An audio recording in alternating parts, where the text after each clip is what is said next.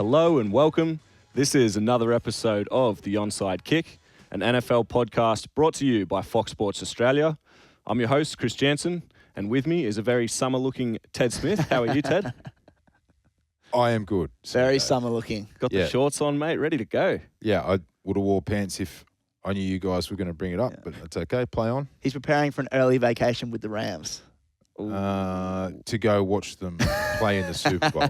And I've never been more confident about an irrational prediction than the Rams making the Super Bowl this year. Bye week for the Rams, you think? Well, it's just the correlation between last year's champions. Both added superstar, big-name quarterbacks in the offseason. Both had bad losses before the bye. Both will play the Super Bowl at their home stadium. Both added controversial wide receivers halfway through the year. Both added top-tier defensive players, Ndamukong Suh and Von Miller. If the Rams make the Super Bowl, I quit. We're in a simulation. And Hugo, as always, good to see you as well. I don't know how I can follow that, but yeah, I've got that. I'm still the Jets, same thing. They're not going to make the playoffs. The Jets. They're not going to play the playoffs. Yeah, so.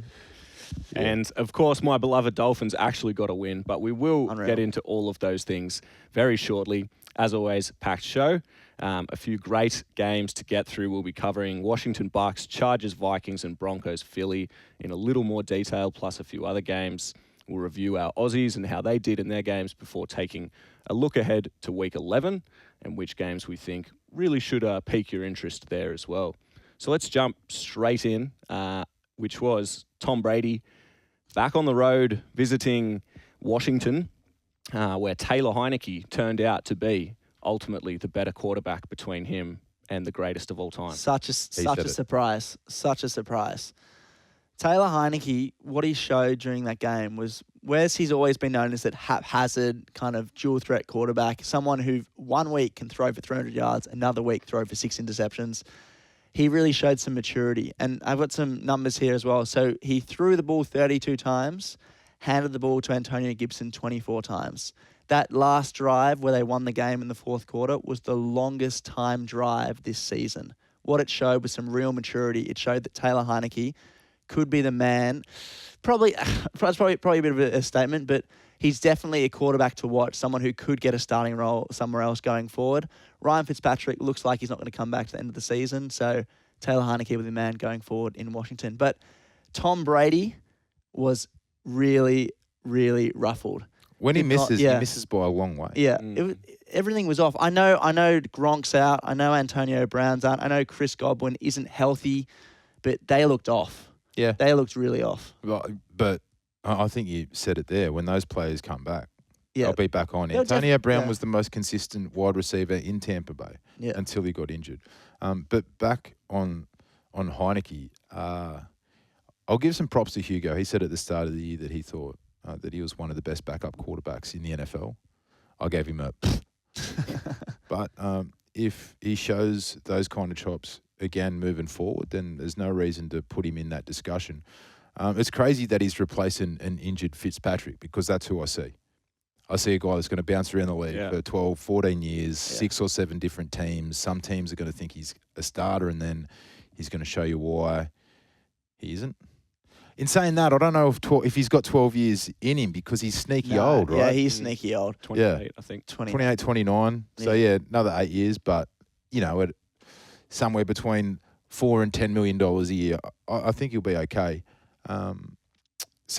Big props to Washington. They actually needed that win for Riverboat Ron, whose butt was firmly in the firing line. I don't reckon. I think he's still got a couple more years in him, Rivera, because last year the playoffs. You win 4 games, you're always in the chat to get sacked. Yeah, that's true. But look, the big talking point out of Washington though is Chase Young out for the season, ACL injury. That is a big blow.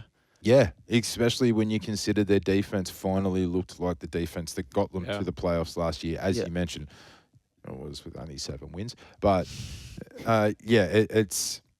it's ironic as hell, right? Yeah, like the defense starts to look good, and you lose the potential Jenga piece for that defensive unit. So it's a shame, but good on Washington. The loss just puts more of an interest on Tampa Bay moving forward. Yeah. Now we want to watch what they'll look like in Week 11 and off into the future. What was interesting as well is Tom Brady, normally quite receptive to the media. His press conference only went for 76 seconds. Yeah, he's usually receptive because he wins. Yeah, that's true. He's just got a big cheesy grin, pop collar, and it's like, yeah, how good's life, baby? Yeah. But what we wonder though is is this the feathers being ruffled, or is this, those memes you see of Tom Brady sitting up on the sideline, and something's going to happen? Yeah. Could this be it? Will we get the revenge game next week? Well, and one more thing before we move on. Bruce Arians threw some shade at Washington via the press in the lead up to this game, saying that last year when Washington actually tested Tampa Bay in the playoffs, it was because Washington prepared for Alex Smith, and Bruce Arians said if we'd prepared for Heinicke the entire week, would have smoked them. Maybe not. Maybe not. Funny enough that was Heinicke's breakout game, and they pushed Tampa all the way to the wire. Probably it's his best 2 games. Probably one of Tampa's closest playoff games where they got pushed the most. And again, Heinicke came out, and maybe it's something to do with the Tampa offense. He likes that. The Tampa defense, sorry. He likes that scheme to face up against. Yeah. Potential bad matchup. Yeah. Gives him the chance to air that arm out. That touchdown throw that was in an absolute window that he threw, my goodness. He's capable, and I like that analogy that you used. He maybe is just a young Fitz, where he can stand up in the pocket and make a deep throw. He's not afraid to take a hit. Yeah. In saying that, where are we on Washington? This is a super impressive win, but no one, I don't think, is fool enough to think Washington can. You've almost got to think now. This is why I don't think they should make the call on Ron Rivera now. So Chase Young's out. You're playing with a backup quarterback all year. Yes, I love Heinicke, but you're planning on playing with Fitzmagic all year. You almost got to think now, why don't you just tank for a pick? Yeah. You're going to, you're in the NFC East. Traditionally, at NFC East, if you got 3 wins at this point, you're well in contention. You're probably leading the NFC East. But with the Cowboys now, it's difficult. Why don't we? I disagree. I'm going to disagree on that, because I think we're looking at Philly, who are another team in that division, and we'll jump into that game next. But Philly are 4-6, and that playoff picture in the NFC with the new format, 4-6, 5-5, you're starting to look like you can sneak in. Washington is 1 game behind Philly, and I'm guessing potentially 2 teams could come out of that NFC East. And the Cowboys should run away with it, but then that means Washington win a few of these divisional games, and they're going to start to really put pressure on at the top there as well. And maybe jag another wild card spot, and then probably lose in the first round again. But hey, they're a chance. What are you going to tank for? Like Spencer Rattler. Yeah, no, but they look. Do you know what I mean? If it's last year, if Trevor Lawrence is dangling there, and you've got Fitzpatrick as your starter, absolutely. Yeah, there's a few good defensive players in the draft next year, but I'd be a supporter if they kept Heinicke for 1 more year. I'm big on this. Is that you only get a quarterback when you're on the up, unless if you have to take one. If it's a generational player like Trevor Lawrence, you only get a quarterback if you're on the way up. Because poor Zach Wilson, poor Tua, you don't want to come in as a young quarterback. Darnold. Yeah. But Darnold, poor guy, his career basically ruined by the Jets. That's pretty much how it's always going to work. No. Look at the Browns. Baker Mayfield entered a team that... They were 0-16 when he went there, but they were on the up. Yeah, but they added pieces as soon as he got there. Yeah, Aaron Rodgers is the best example, where he arrived at the Packers when he got drafted. I think he was the 18th pick in that draft. Anyway, he went, sat behind 5. It was in a team that never really looked like ever going in a downhill stretch. So. Well, Kansas City's probably a better example of that. For Patrick Mahomes, you sit back. Yeah, that's a recent one too. Yeah, so. The Chargers and the Vikings, Teddy. This was another game that jumped out to us. The Chargers, we've talked about this a bit. They seemed to get over last year's hoodoo of losing these close games that went right down to the wire. And now in the last couple of weeks, it started to just metronome back the other way again. And the Chargers, another game which they were expected to win at home, and the Vikings came in and got the job done. Chargers are going to charger. The talent is evident, right? But Sandy... LA, the Chargers have a long history of just faltering at some point in the season and stringing a few bad losses together, and that's exactly what they've done here. I think they've lost 3 out of their last 4 now, which is the opposite of the hot start they had. And they're playing against a Vikings team that, similar in a way, or specifically with Kirk Cousins, as soon as you start to think you've got an idea of who he is and what you can expect from him, he's going to throw a pie in your face. Yeah. Right. He's going to flip the script. Whereas the Chargers are kind of reverting back to their original script of losing close games, losing important games, losing games at home. And we thought with the inclusion of head coach Dan Staley, who was the leader of the best defense in the NFL last season, that this was going to change it, that he was going to put him over the edge in these tight contests. And he did at the start of the season, but for whatever reason, they've just fallen back into their old ways. And I'm concerned with the Chargers. And it's the real reason that the Chiefs are now the favourite to win their division, is because the rest of the division sucks. Like, I'm not convinced about the Chiefs with their win over the Raiders last week. Sometimes the Raiders don't get off the bus, which is fair enough because their coach is a racist. And every time I hear Ruggs' name, I just think of disaster and tragedy. So, yeah, sometimes they're not going to get off the bus. And then you've got Denver, who is the falsest 5-5 going round, unless Atlanta somehow are 5-5. No, definitely not. Okay, No. because they were the worst 3-3. Now the the Broncos are the worst 5-5, and that leaves the Chargers and the Chiefs. And the Chargers are showing us who they are, and the Chiefs are starting to demonstrate who they've been over the last couple of seasons. So, yeah, this Vikings team, this is how they're going to win. Kirk Cousins playing mistake-free football and them running all over you. And like I said earlier, that's a facet that I thought the Chargers would be better at this year against the run, but that was not the case on the weekend. Yeah, it shows just how much can change, because a month ago everyone was talking about the Chargers as, oh, look how far they've come. Brandon Staley, what an incredible coach. They're this new generation team taking over LA. Apologies.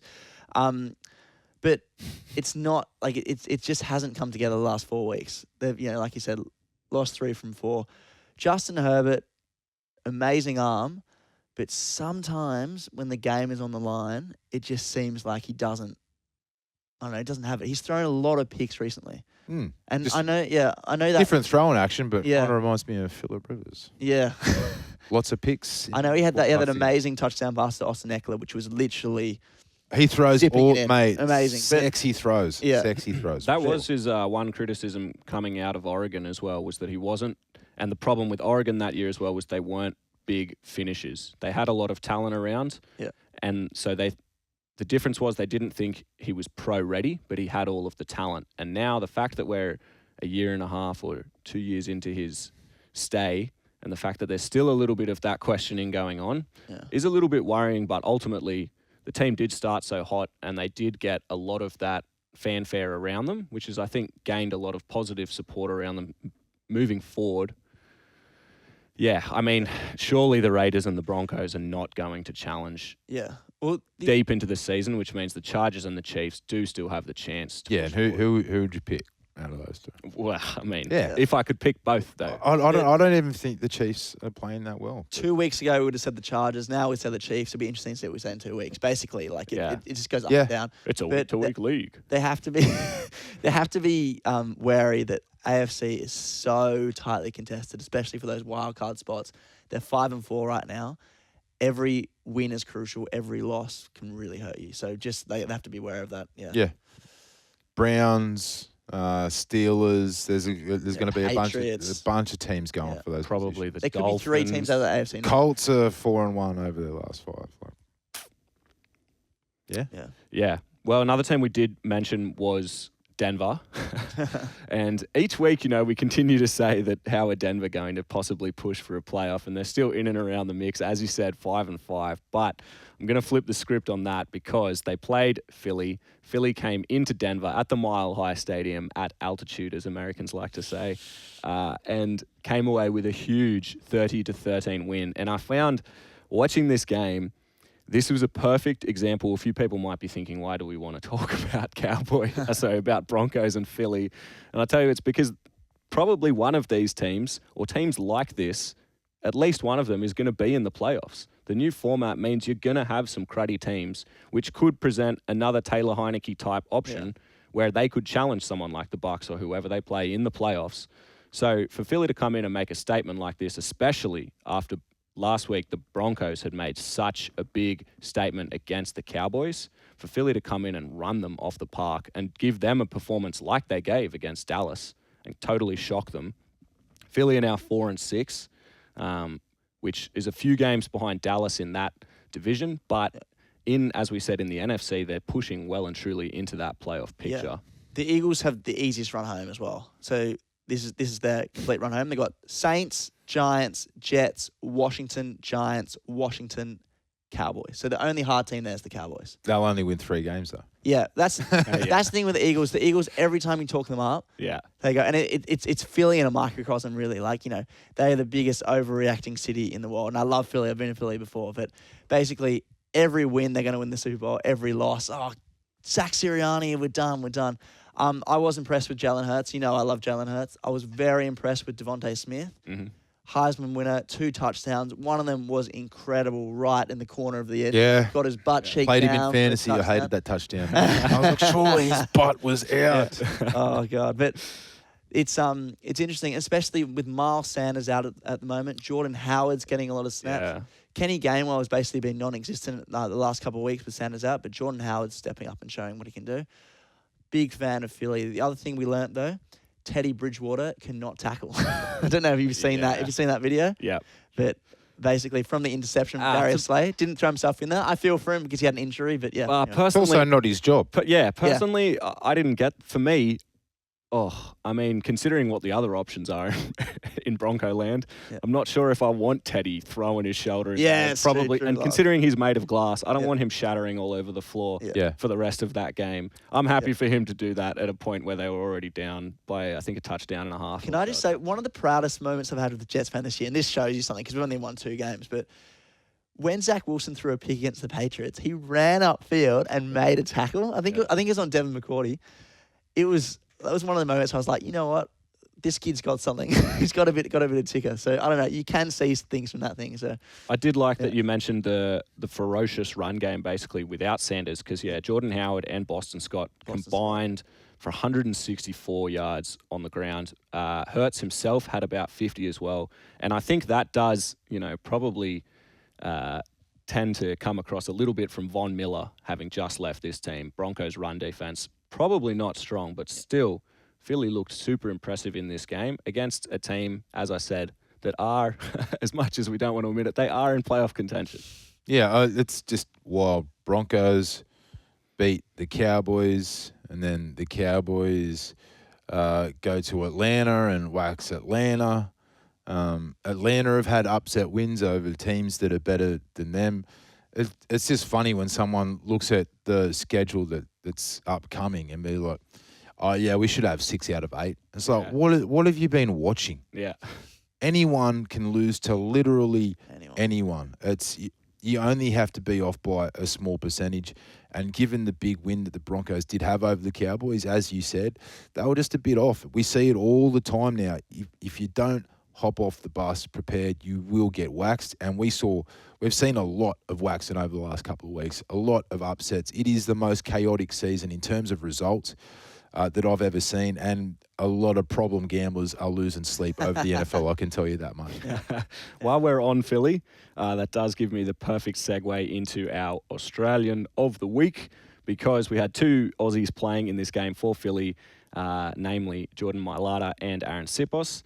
And Mailata, this is something I really like now, and I'm sure other Aussies can probably identify with this as well, which is when I watch a Philly game, I find myself totally incapable of watching how the actual play develops and where the ball ends up because I'm so focused on Mailata and if he's got a seal on his man and then if the run goes in behind him, I'm like, yes, perfect.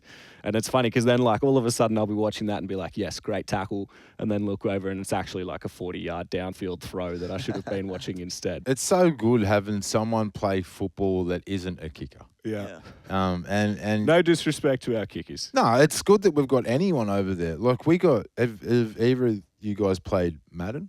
Yep. which we can claim on tax because we learn the rosters. The heads up. Yeah, true. It's handy. It's handy.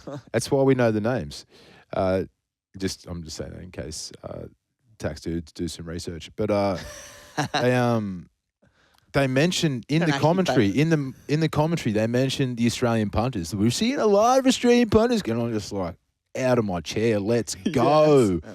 Double fist pump. Yeah, I'm like, yes, San Francisco, I'll give you a 4th round pick for Wisniewski. Yeah. But I think you were on my ladder. I think that's where you started. Yeah. But yeah, it's just good to watch the Aussies play. They have been, so the Eagles, especially the last 3 weeks, they've been running the ball a lot. And Malata is a big part of that. And he signed that massive contract at the start of the season. Philly are a team on the rise. The Eagles are a team on the rise. And Malata, if he can cement his place on the offensive line, like he's done for this season and going forward, he could be a key member of that resurgence. We know next year's not a good quarterback class in the draft. Jalen Hurts, they've got to keep hold of him. And for sure. Give him that extra season. See what he can do with a proper team with him, which he'll have with the 3 first-round picks. Well, back to where we were. One player who is playing well for Philly is Aaron Sipos. Oh, yeah. Had himself another good day out punting the ball away. 51.3 yard average, which anytime it's above 50 is a huge net. 1 inside 20 off the 3. Good for you, Aaron. We love that. Cam Johnson had a bye for the Texans, which means he probably didn't have to punt the ball 8 times this week. He got to rest and ice his leg up nicely. And Adam Gotsis had his best performance. He's been, I keep saying this every week. This week he had 2 tackles. So by this mould, by the end of the season, he's going to have 15 tackles per game. Well, considering he plays for the Jags, right? That's right. Well, considering how long the defensive unit of the Jags is on the field, it's not that many tackles, bro. Yes, they did ultimately lose to the Colts 23-17 despite those 2 tackles. Michael Dixon, Ted's favourite punter, was back. Oh, no, sorry. Mitch Wisniewski, Ted's favourite punter. Yeah, I was like, what the hell, bro? Gonna get what the hell? 3 punts, 42-yard average, and they beat the Rams, which we won't mention too much for the sake of Ted. Michael Dixon, though, had another monster day, 6 punts, 274 yards of punting offense, 4 of them inside 20. There was a lot of punting in that game. That was a terrible game. Yeah. Anyway, but good on Michael Dixon. Yeah, it's not a surprise that game wasn't one of the ones we reviewed. Yeah. And yeah, as we mentioned, the 2 Philly boys in a big win, they really helped to get that job done. Which now leads us in to a little bit of Week 11 action. And the first game coming up for Friday morning Australian time, which is Thursday night football. Hugo wants to talk about the Falcons at home to the Patriots. And I'm not going to say anything because I think he needs to explain this to me, why I should listen to him for the next few minutes. You know the Falcons are in this game, right? Falcons in this game. Mm-hmm. So are the Patriots, who are the team on the rise. But do I need to say anything else other than 28-3? Of course. The Super Bowl rematch.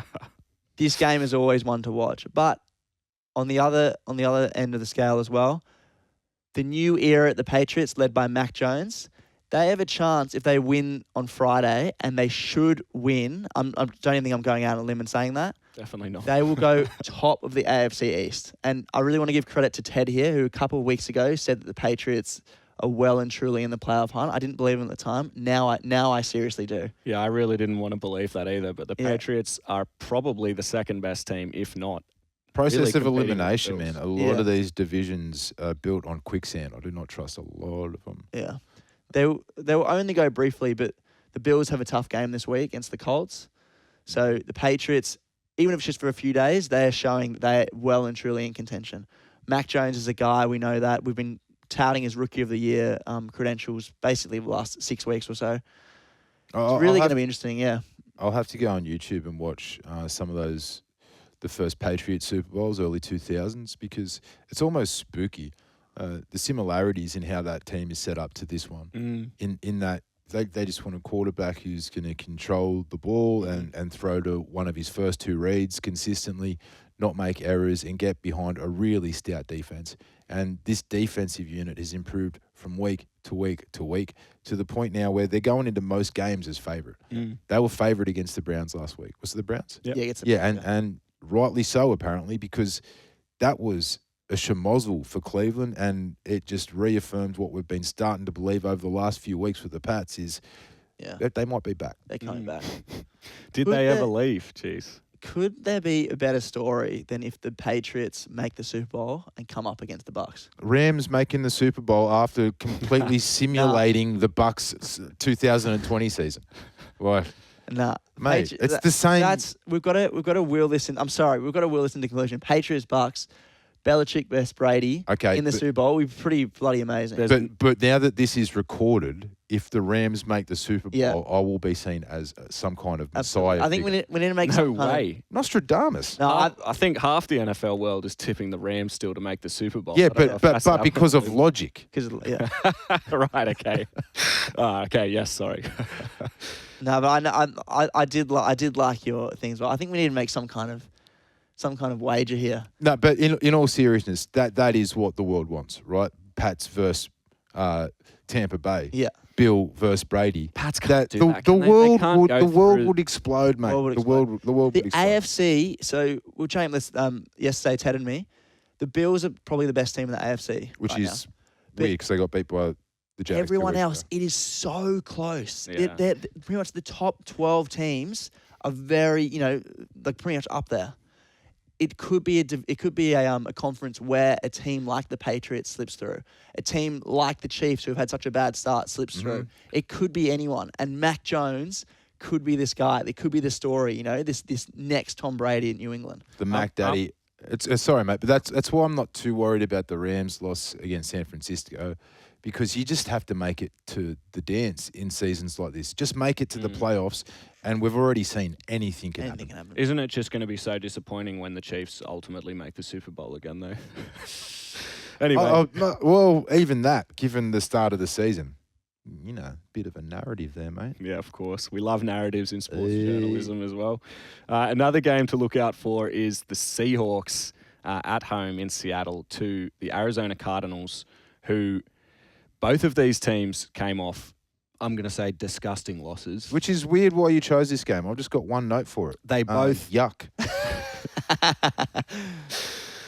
You talked about the Jags a few weeks ago, so I'm not really prepared to listen to any of that criticism. But biggest upset of the season, but continue. The Seahawks and the Cards. Cards now coming off a 34-10 loss to the Panthers. Seahawks coming off a 17-0 loss to the Packers, which means these are two teams who are now desperate for a win, which is why I wanted to talk about this game. Cardinals really need to get back on track, and the Seahawks, on paper, seem like a great matchup to do that. Yep. But the Seahawks themselves are just as desperate to get back on the road as well. Both of these teams had massive Super Bowl, if not playoff aspirations, and for at least one of these teams, it's falling apart. And I would guess at least one will not make it. More likely the Seahawks. Yeah. But the Cards, desperate now against Seahawks. They need Kyler Murray back from the ankle injury. They need Hopkins back as well. It's look, they've got this game, then they've got a bye. I am worried they're going to sit out Kyler for one more week just to get that bye week, make sure you have that 2-week recovery. Last year we know Kyler came back way too quick and it hurt them. They missed the playoffs. I don't know how, but they did. Because everyone sucked when Kyler Murray couldn't throw it. Their wide receivers numbers were down across the board. It's also, once his mobility goes down as well, they lose a lot. They lose a lot there. In terms of the Seahawks, they have no option but to keep winning. And I know everyone can say that, but the fact of the matter is, if they have a losing season, all they're doing is just gifting my Jetties of higher draft pick. True. There's no benefits for them to tanking here, going down. Russell Wilson was off last week. Fair enough. It was freezing cold at Lambeau. It just came back from the finger injury. He didn't do much with the ball. He will definitely be better against the Cardinals in Arizona. Much more pleasant conditions in a dome. Yeah. This could be a shootout too. Both teams want to prove that they have got some offensive capabilities, especially heading into the business end of the campaign. I'm completely gobsmacked. I can't believe you guys are talking about the Seahawks like they've got a chance this season. No, they don't have a chance. They're done, mate. They've been done for weeks. They're a fun team. Oh, absolutely. Absolutely. What would inspire you to think, you know what, Seattle could really turn it around? Their coach, who never goes for it on fourth down, who has a terrible third down percentage. a quarterback who's just coming off his worst performance of his career, his first donut, who's only got 9 functional fingers. Like Metcalf not playing as well. Their running game is a shambles. Their offensive line isn't great. They're in one of the most competitive divisions in football. It's over for Seattle. This will be Pete Carroll's last year. If they can find someone to fire him, because he's also the GM, I would not want to be a Seattle fan. I'm glad I'm with the Rams in that NFC West. And the Cards, you think they should rest Kyler Murray, or are you saying that the Arizona look like they're going to rest him? I'm saying it's probably likely they'll give him one more week with the bye the following week. Yeah, with the bye the following week. But you don't want to risk it. Yeah, but do you want to risk going loss, bye, loss with Colt McCoy? Yeah, you know what I mean? Because like if they lost the game going into the bye with Colt McCoy, they would be on unsure footing on the other side of the bye as well, and all of a sudden you're another team who is in a complete tailspin. I think the Cards as well, like you just mentioned, came off such a horrific loss to the Panthers though.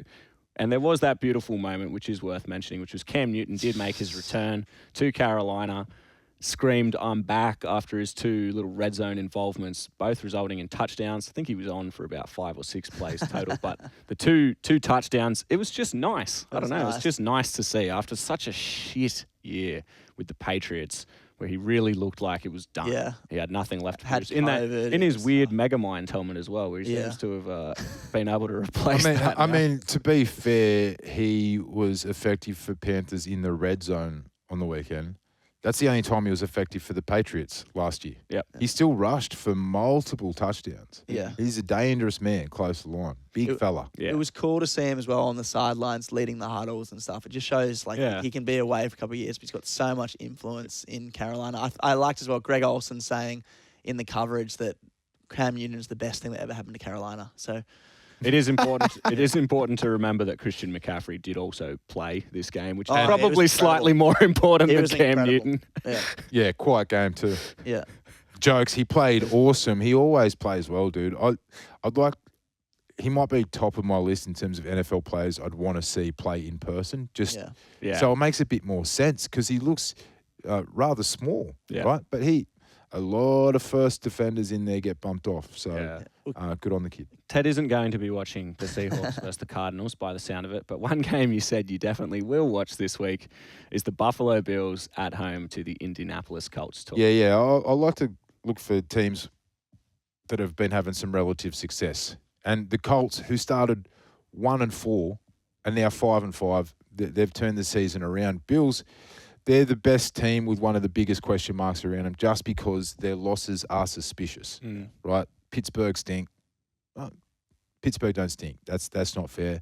But Pittsburgh are nowhere near as good as the Bills on paper, and likewise for the Jags tenfold. But the reason why I chose this game is because I wanted to talk a little bit about Frank Reich. He's outside of Sean McVay, obviously the coach for the Rams. Frank Reich is one of my favourite head coaches. When he was in college, he left college football with the best college comeback of all time. He was a quarterback, came back from 31 points down, and in the NFL, he retired with the best NFL comeback of all time. He was 32 points down the Houston Oilers in 1993 in a playoff game where he came in as a backup, right?